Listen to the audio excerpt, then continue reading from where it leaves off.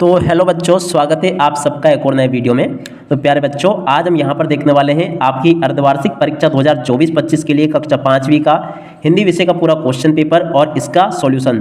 तो प्यारे बच्चों, अगर आपने अभी तक हमारे यूट्यूब चैनल को सब्सक्राइब नहीं किया हो तो प्लीज़ जल्दी से चैनल को सब्सक्राइब जरूर कर ले, क्योंकि एकमात्र इसी चैनल पर मैं आपको अर्धवार्षिक परीक्षा 2024-25 कक्षा 5वीं की संपूर्ण विषय की तैयारी करवाने वाला हूं।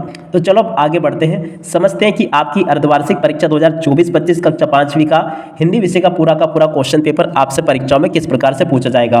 प्यारे बच्चों, अगर आप लोग वाकई में चाहते हो कि मैं आपकी हेल्प करूं, यानी कि अच्छे से आपको पढ़ाऊं, पेपर बताऊं, तो इसके लिए आप सब लोग जल्दी से चैनल को सब्सक्राइब जरूर कर ले, क्योंकि देखिएगा इस चैनल पर, एकमात्र इसी चैनल पर आपको अर्धवार्षिक के साथ साथ में आपकी वार्षिक परीक्षाओं की तैयारी भी बहुत अच्छी प्रकार से करवाई जाएगी।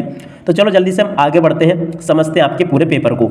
तो देखिएगा पूरा का पूरा आपका अर्धवार्षिक परीक्षा का क्वेश्चन पेपर है, देख सकते हो आप सब लोग। देखिएगा यहाँ पर जब जैसे आप लोग एग्जाम देने जाओगे और जैसे आपके हाथ में पेपर आएगा तो कुछ इस प्रकार का क्वेश्चन पेपर आपको परीक्षाओं में देखने को मिलेगा। देखो आपका जो पेपर होगा ना, वो देख सकते हो इस प्रकार का पेपर है। अर्धवार्षिक परीक्षा 2024-25 के लिए कक्षा 5वीं का ये हिंदी विषय का पूरा पेपर है। आप लोग यहाँ से इसको देख सकते हो। और देखिएगा आपका जो पेपर होगा ना, इसके लिए आपको 2.5 घंटे का समय दिया जाएगा, यानी कि टोटल आपको पेपर 2.5 घंटे में हल करना होगा। अब देखो इसके अलावा 60 अंक का पूरा पेपर होगा। तो बाकी चीज़ें तो आप लोगों ने यहाँ से देख ली होगी और समझ ली होगी। अब चलो मैं आपको पूरा पेपर बता देता हूँ। और देखिएगा एकमात्र इसी चैनल पर मैं आपको कक्षा 5वीं के समस्त विषय के पेपर बताऊंगा। इसके लिए आप सब लोगों को चैनल को सब्सक्राइब जरूर करना होगा, क्योंकि देखिएगा अगर आप लोग चैनल को सब्सक्राइब कर लेते हो ना, तो जैसे हम वीडियो डालेंगे आप तक बराबर नोटिफिकेशन पहुँच जाएगा और आप लोग उस वीडियो को देखकर अपनी परीक्षाओं में बहुत अच्छे नंबर ला पाओगे। तो जल्दी से जल्दी आप लोग चैनल को सब्सक्राइब जरूर कर ले। अब चलो समझते हैं कि आपकी अर्धवार्षिक परीक्षा कक्षा 5 का हिंदी का पेपर किस प्रकार से परीक्षाओं में आपसे पूछा जाएगा। तो देखिएगा इस प्रकार का पूरा पेपर है, आप लोग देख ले। अब चलो हम एक एक क्वेश्चन के आंसर को देखते हैं और समझते हैं। तो देखिएगा पहला क्वेश्चन यहाँ पर कहता है सही विकल्प चुनकर लिखिए। सही विकल्पों में अगर देखा जाए ना, तो पहला क्वेश्चन क्या कह रहा है, पुष्प का पर्यायवाची है। तो देखिएगा पुष्प का जो पर्यायवाची होगा ना, वो क्या हो जाएगा, सुमन। क्योंकि देखिएगा पंकज तो नहीं होता है, सुमन होता है, वृक्ष नहीं होता है, पादप भी नहीं होता। तो देखो पुष्प का पर्यायवाची क्या हो जाएगा, सुमन। तो 12 नंबर का करेक्ट उत्तर आपको कॉपी में लिख देना है। अब इसके बाद में अगला क्वेश्चन पढ़ते हैं यहाँ से, जो कि क्या दिया गया है देख सकते हो आप लोग। संविधान निर्माता कहा जाता है। तो देखिएगा संविधान निर्माता किसको कहा जाता है, तो देखो डॉक्टर भीमराव अंबेडकर को संविधान निर्माता कहा जाता है। तो इसका राइट आंसर यह आ जाएगा। तो प्यारे बच्चों यहाँ से आप लोग इसको नोट कर ले। अब इसके बाद में अगला क्वेश्चन पढ़ते हैं, देख सकते हो ये प्रश्न नंबर 3 दिया गया है, पातालकोट चारों ओर से घिरा है। तो देखो पातालकोट जो है ना, चारों ओर से किससे घिरा है, तो देखो पातालकोट चारों ओर से पहाड़ियों से घिरा है। ये इसका राइट आंसर होगा। तो आप सब लोग इस वीडियो को पूरा देखकर जाइएगा, क्योंकि आज मैं यहाँ पर आपको अर्धवार्षिक परीक्षा कक्षा 5 का हिंदी का पूरा पेपर का सॉल्यूशन दे रहा हूँ। और साथ ही साथ में अगर आपको समस्त विषय के पेपर के वीडियो देखने हैं तो जल्दी से आप लोग चैनल को सब्सक्राइब जरूर कर लें। देखो प्यारे बच्चों, इस प्रकार से आपसे वस्तुनिष्ठ प्रश्न पूछे जाएंगे, जो कि अधिकतर यहाँ तक के क्वेश्चन के आंसर मैं आपको बता चुका हूँ। अब चलो कुछ आगे के जो और प्रश्न पूछे गए हैं उनके आंसर भी मैं आपको बता देता हूँ।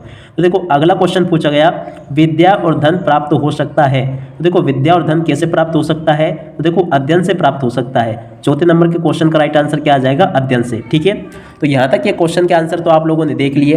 अब चलो मैं आपको आगे के जो क्वेश्चंस पूछे गए हैं उन सभी के उत्तर भी अच्छे से बता देता हूँ, ताकि प्यारे विद्यार्थियों आप सब लोग अपनी परीक्षाओं की तैयारी अच्छी प्रकार से कर सको। टोटल A to Z संपूर्ण विषय का सॉल्यूशन हमारे द्वारा यहाँ पर आपको दिया जाएगा। इसके लिए केवल आपको ये करना है कि इस वीडियो को पूरा देखकर जाना है, तभी जाके आपको समस्त क्वेश्चन और उनके आंसर समझ में आ पाएंगे। अब चलो इसके बाद में पेपर की पलटी करते हैं और इधर देखते हैं। तो देखिएगा इधर अगर देखा जाए ना, तो यहाँ पर आपसे देख सकते हो प्रश्न नंबर 2 में क्या पूछे जाएंगे। देख सकते हो यहाँ पर प्रश्न नंबर 2 में आपसे इस प्रकार से प्रश्न पूछे जाएंगे, कोष्टक में दिए गए शब्दों से उचित विकल्प चुनकर रिक्त स्थानों की पूर्ति कीजिए। जी हाँ प्यारे विद्यार्थियों, कोष्टक में जो शब्द दिए गए ना, इनको छांटकर आपको रिक्त स्थानों की पूर्ति को पूरा करना है। अब चलो पहला क्वेश्चन पढ़ते हैं, जिस शब्द से स्त्री जाति का बोध हो उसे कहते हैं। देखो जिस शब्द से स्त्री जाति का बोध होता है उसे क्या कहते हैं, स्त्रीलिंग। तो यहाँ पर आपको रिक्त स्थान में ये वाला शब्द भर देना है। अब उसके बाद में अगला क्वेश्चन, सूरज हमें रोशनी देता, नया जीवन देती। तो देखो नया जीवन कौन देती, हवा। तो यहाँ पर आपको हवा लिख देना है, हवा इसका राइट आंसर आ जाएगा। और ये आपकी पाठ्य पुस्तक में से लिए गए हैं सभी के सभी रिक्त स्थान, जो कि मैं आपको बता रहा हूँ। अगला प्रश्न पढ़ते हैं, लाखों सिर एक साथ में झुक जाते हैं। तो देखो लाखों सिर एक साथ काय में झुक जाते हैं, सजदे में। तो सजदा इसका राइट आंसर हो जाएगा ये, ठीक है। उसके बाद में अगला क्वेश्चन पढ़ते हैं, चंद्रशेखर आजाद बड़े होकर एक महान बने। तो देखो चंद्रशेखर आजाद बड़े होकर क्या बने, क्रांतिकारी। तो देखो यहाँ पर आपको क्या लिखना, क्रांतिकारी इसका राइट आंसर आ जाएगा, ठीक है। उसके बाद के क्वेश्चन देखते हैं। तो देखो प्रश्न नंबर 3 में आपसे क्वेश्चन पूछे गए हैं, भारतीय सैनिकों की कोई 3 गुण लिखिए। जी हाँ, भारतीय सैनिकों के कोई 3 गुण लिखने हैं। तो देखो भारतीय सैनिक साहसी होते हैं, यहाँ पर आपको पहला क्या लिख देना है, भारतीय सैनिक साहसी होते हैं, ठीक है। दूसरा गुण क्या हो जाएगा, देखिएगा भारतीय सैनिक बहादुर होते हैं, ठीक है ना। इस प्रकार से आपको 3 गुण लिख देने हैं। और देखिएगा इसके अलावा तीसरा यहाँ पर आपको पॉइंट लिख देना है, भारतीय सैनिक साहसी होते हैं, और यहाँ पर आपको लिख देना है बहादुर होते हैं, और देखिएगा यहाँ पर आपको लिख देना है निडर होते हैं, ठीक है ना। ये भारतीय सैनिकों के 3 गुण यहाँ पर मैंने आपको लिखकर बता दिए, इस प्रकार से आपको लिख देने हैं। अगले प्रश्न को देखते हैं, कोयल और कौवा की बोली में क्या अंतर है। तो देखो इसका उत्तर क्या आ जाएगा, कोयल की बोली मीठी और मधुर होती है। और देखिएगा आपको इस प्रकार से लिखना है, कोयल की बोली मीठी और सुरीली होती है, जबकि कौवे की बोली जो होती है ना कर्कश होती है, और ये हमारे कानों को बिल्कुल भी अच्छी नहीं लगती है। तो ये आपको इसका उत्तर लिख देना है। उसके बाद अगला क्वेश्चन देखते हैं, यहाँ पर लिखा है, निम्नलिखित शब्दों के एक प्रत्यय जोड़कर आपको शब्द बनाने हैं। तो देखो ये पहले ही मैंने लिख लिए थे, सेना का सैनिक हो जाएगा, भूगोल का भौगोलिक हो जाएगा, और प्रकृति का प्राकृतिक हो जाएगा, ठीक है। उसके बाद में प्रश्न नंबर 6 को देखते हैं, निम्नलिखित शब्दों के हिंदी मानक रूप लिखिए। अब देखो इनके हिंदी मानक रूप क्या होगा, माटी का हिंदी मानक रूप मिट्टी हो जाएगा, पाथर का हिंदी मानक पत्थर हो जाएगा, और अमोल का हिंदी मानक अमूल्य हो जाएगा, ठीक है। इस प्रकार से आप लोग इनको पूरा कर ले। अब इसके बाद में देखिएगा प्यारे विद्यार्थियों, यहाँ पर आपसे प्रश्न नंबर 7 में मुहावरे पूछे गए हैं। चलो मैं आपको मुहावरे के भी अंतर वो बता देता हूँ। तो देखो छूम अंतर होना इसका मतलब होता गायब हो जाना।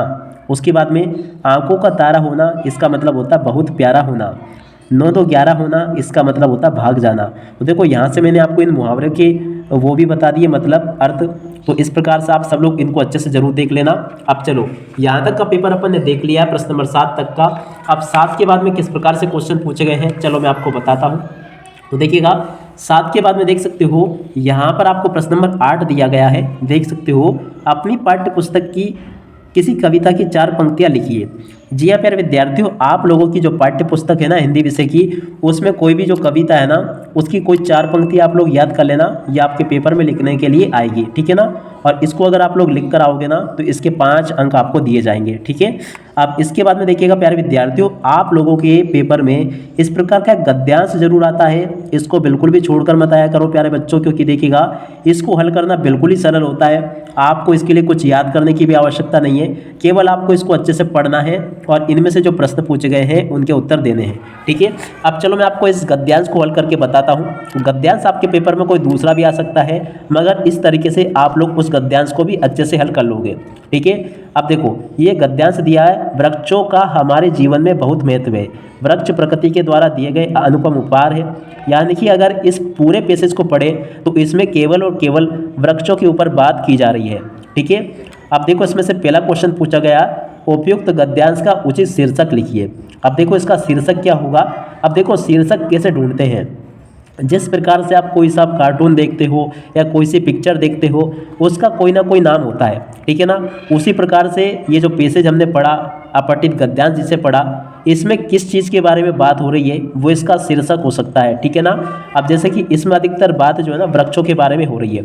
अब देखो इसकी जगह पर अगर कोई दूसरा पैसेज भी आ जाता है ना तो आपको शीर्षक कैसे ढूंढना है चलो मैं आपको बताता हूँ, ठीक है ना।